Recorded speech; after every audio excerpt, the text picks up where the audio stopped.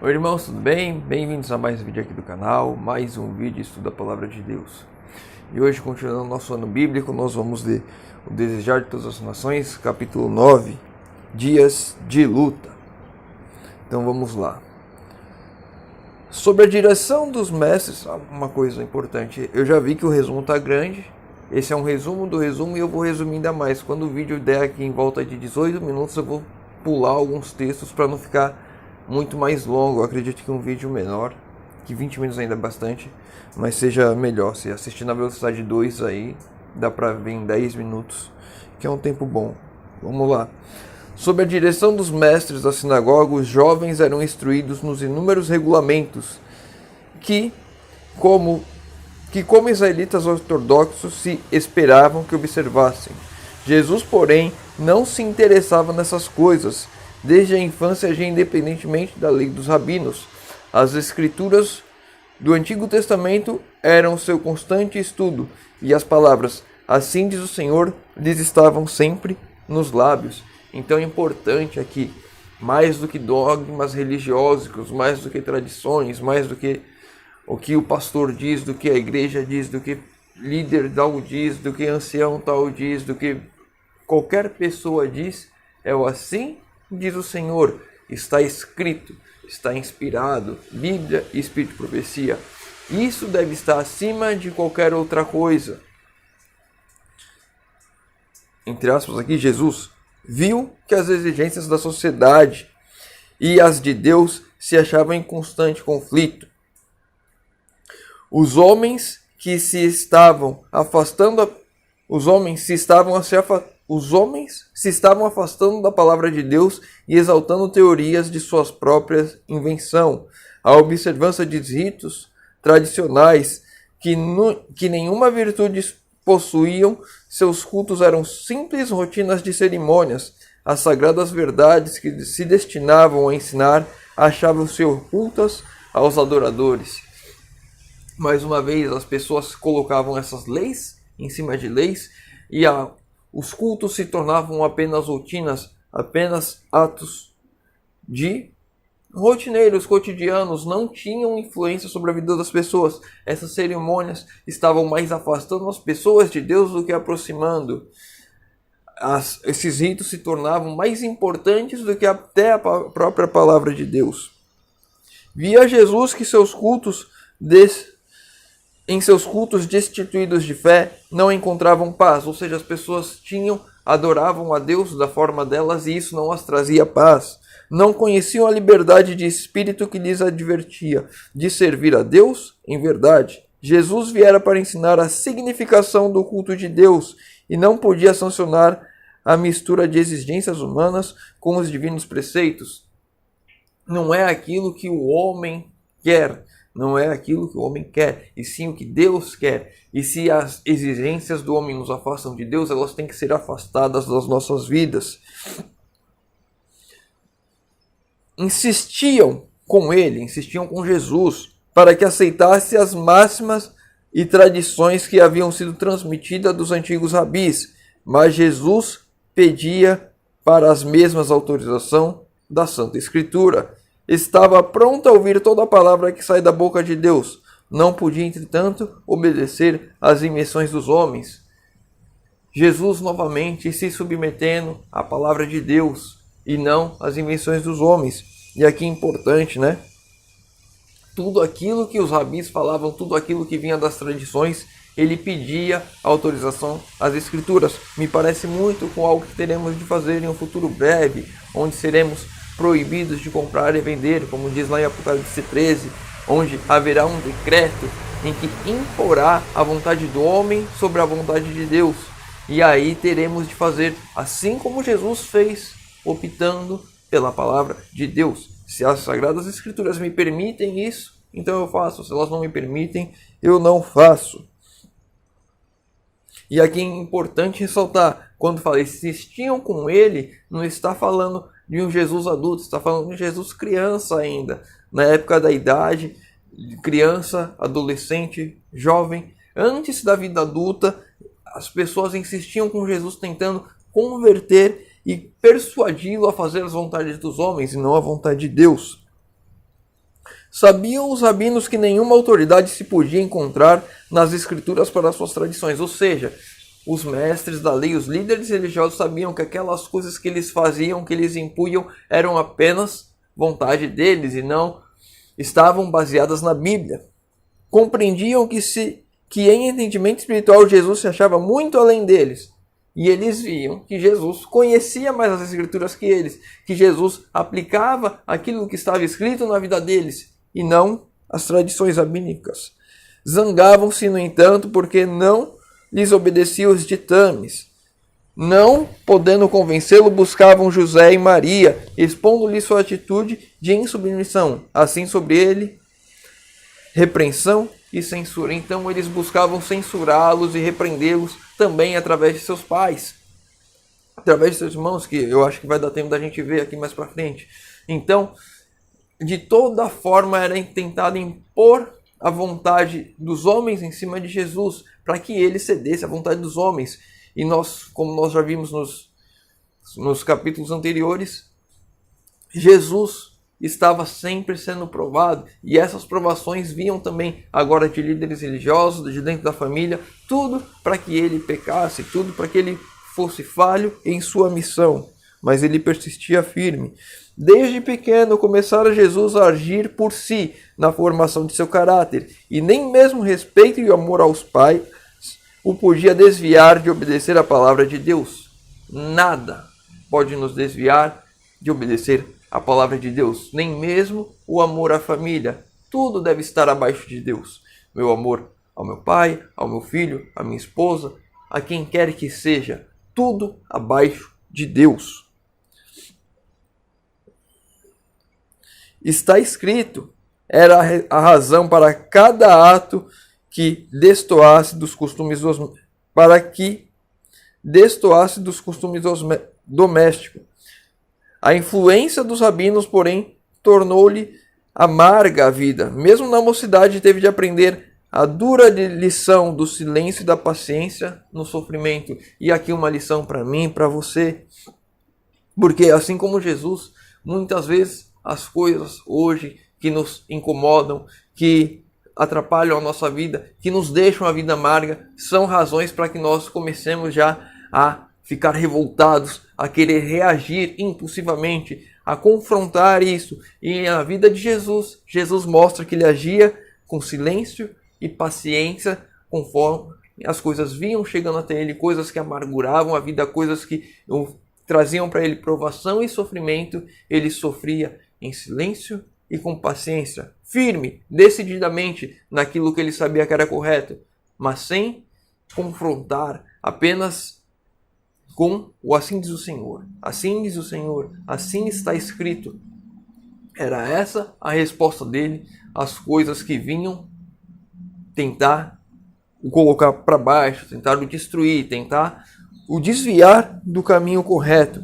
Seus irmãos, como eram chamados filhos de José, tomavam o lado dos rabinos e insistiam em que a tradição devia ser atendida como se fossem ordens divinas.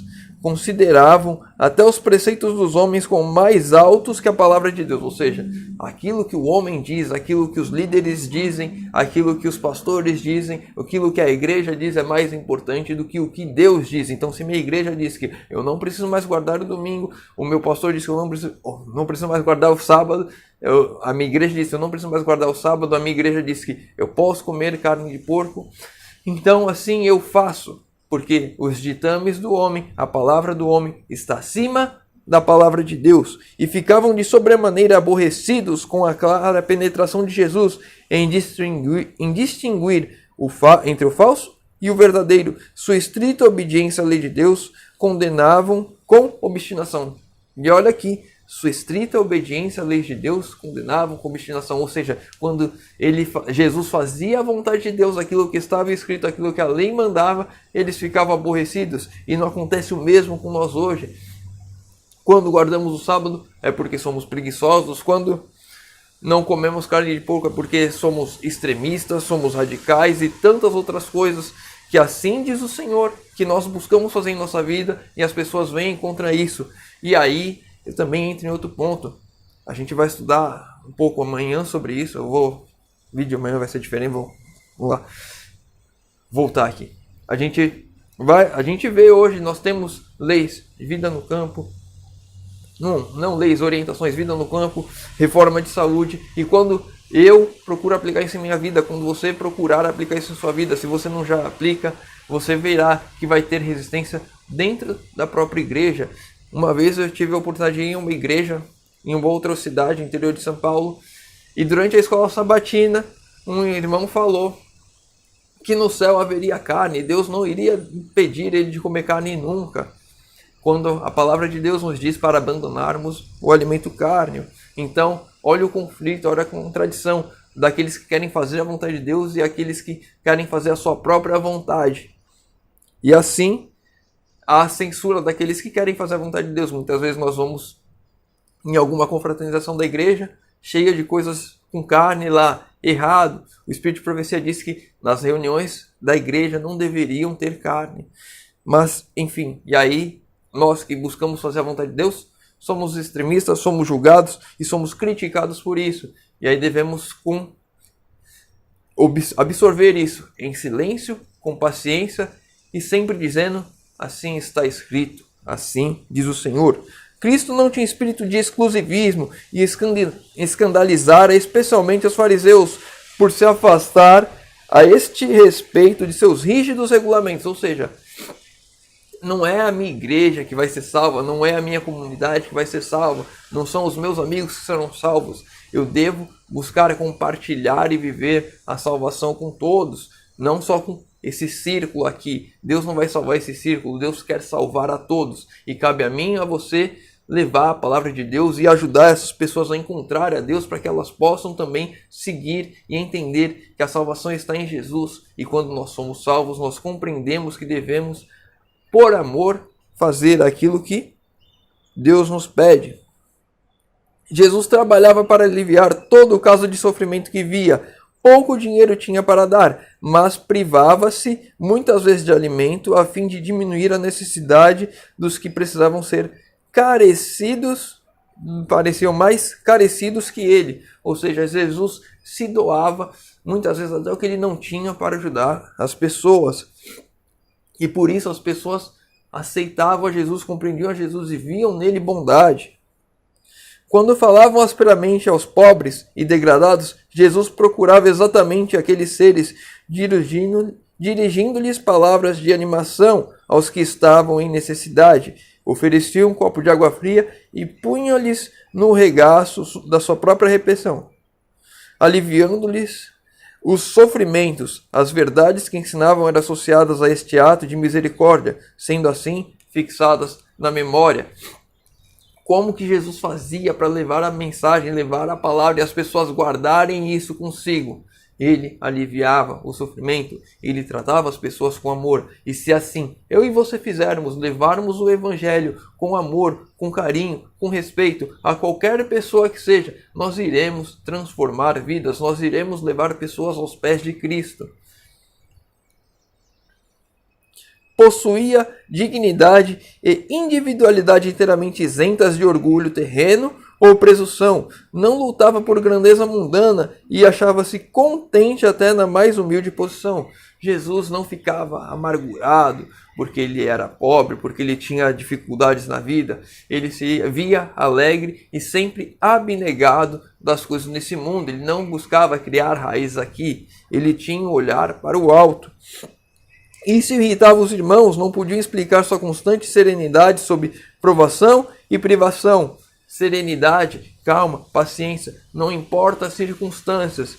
Essas atitudes, essas qualidades devem estar no cristão que está convertido, que está com Cristo. Serenidade, paciência, mansidão, mesmo nas privações, mesmo nas provações. Olhando aos homens, via-se afastado de Deus. Via-os afastado de Deus, sem o poder divino em sua vida. As formas de religião que observavam não lhes podiam transformar o caráter. A religião das pessoas, os cultos, as tradições, o ir à igreja, não transformava o caráter das pessoas. E é isso que a verdadeira religião faz. Quando eu me conecto com Cristo, Cristo transforma o meu caráter.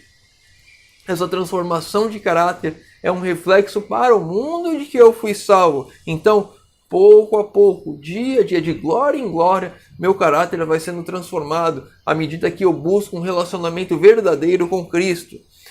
Mas as formas de religião, as tradições, os cultos, as rotinas que não pregam a Cristo verdadeiramente, isso só me afasta da palavra de Deus. Isso não transforma o meu caráter. Isso me dá uma falsa sensação de que eu estou no caminho certo, quando estou no caminho errado. O exemplo de Cristo era-lhes contínua irritação. Não aborrecia ele, senão uma coisa no mundo, e isto era o pecado. O exemplo de Cristo aborrecia o pecado. Cristo aborrecia o pecado. E assim eu e você, quando nos conectamos com Cristo, iremos aborrecer o pecado. Nós iremos ver pessoas se afastarem de nós, começarem a nos criticar, porque estamos buscando fazer o assim diz o Senhor, e não o assim diz a igreja, o assim diz o pastor. Eu devo buscar sempre o assim diz o Senhor. Como a vida de Jesus condenasse o mal, encontrava-se ele oposição, tanto em casa como fora. Sua abnegação e integridade eram comentadas zombeiteiramente. Sua paciência e bondade classificavam-nas como covardia. Jesus buscar fazer o certo, Jesus ser paciente, Jesus ser íntegro, reto, era classificado como covardia. Quando Jesus diz: dá-lhe a outra face, Jesus está mostrando exatamente isso. A humildade, a paciência, a mansidão, o amor. Mas as pessoas, quando olham para isso, dar a outra face, elas enxergam como covardia. Quando na verdade tem que ter muita força, a transformação de caráter, a desassociação da natureza humana, a natureza caída do pecado e uma conexão com a natureza espiritual de Cristo em nós, para nós podermos sermos fortes o suficiente para darmos outra face, para não respondermos na mesma moeda, para não tomou, levou, para nos desassociarmos de fato da natureza humana. Então, o exemplo de Cristo, desde a infância, era classificado como covardia, e hoje no mundo também é classificado como covardia, como burro, como tolo, como tantas coisas pejorativas, porque não queremos ser como o mundo, e sim queremos ser como Cristo. Não faltou quem procurasse lançar sobre ele desprezo por causa de seu nascimento, e mesmo na infância teve de enfrentar olhares desdenhosos e ruins murmurações. Houvesse respondido com uma palavra ou um olhar impaciente, houvesse cedido aos irmãos em um único ato errado que fosse, teria fracassado em ser um exemplo perfeito. Então Jesus foi um exemplo perfeito. Até um olhar torto seria um motivo para Satanás acusar. Olha, ele pecou. E assim ele teria perdido a batalha que aqui ele veio fazer, a batalha de nos dar a salvação. Então, em todos os momentos, assim como Cristo, eu e você devemos ter exatamente o exemplo de Cristo às nossas vistas, e assim devemos buscar agir quando nos olharem com olhares tortos, com zombaria, com escárnio. Em vez de respondermos, sermos pacientes e não ceder à tentação de devolver na mesma moeda.